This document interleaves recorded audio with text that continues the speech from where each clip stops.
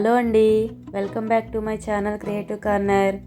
ఈరోజు వీడియోలో ఎంతో రుచికరమైన టేస్టీ అయిన మసాలా రైస్ ఎలా తయారు చేసుకోవాలో చూద్దాం. ఎప్పుడైనా నైట్ టైం అన్నం మిగిలిపోతే ఉదయాన్నే బ్రేక్ఫాస్ట్ కింద ఈ రెసిపీని ట్రై చేయండి, చాలా బాగుంటుంది.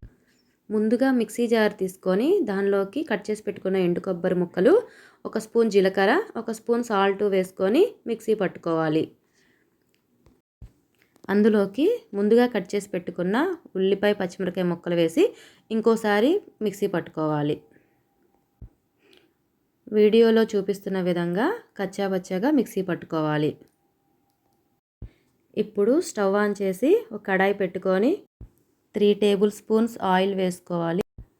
ఆయిల్ వేడెక్కిన తర్వాత ఒక స్పూన్ ఆవాలు, ఒక స్పూన్ పల్లీలు వేసుకొని వేయించుకోవాలి. అందులోకి ఒక స్పూన్ జీలకర్ర, 2 స్పూన్స్ పచ్చెనగపప్పు, కొన్ని జీడిపప్పులు, ఒక ఎండుమిర్చి వేసుకొని వేయించుకోవాలి.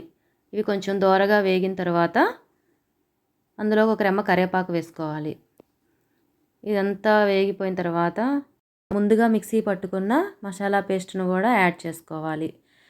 ఇదంతా బాగా వేయించుకోవాలి. బాగా వేగిన తర్వాత అందులోకి ఒక స్పూన్ అల్లం వెల్లుల్లి పేస్ట్ కూడా వేసుకోవాలి. ఇదంతా వేగిన తర్వాత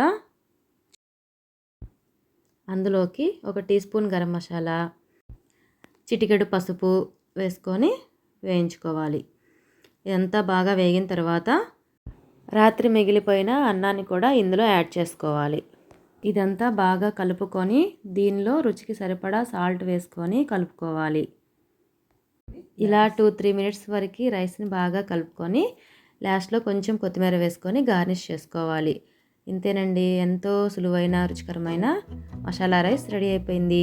మీరు కూడా ఎప్పుడన్నా అన్నం మిగిలిపోతే ఇలా ట్రై చేసి ఎలా వచ్చిందో కామెంట్ రూపంలో తెలియచేయండి. ఈ వీడియో కనుక మీకు నచ్చినట్టయితే లైక్ చేసి, షేర్ చేసి, సబ్స్క్రైబ్ చేయండి. Thank you for watching.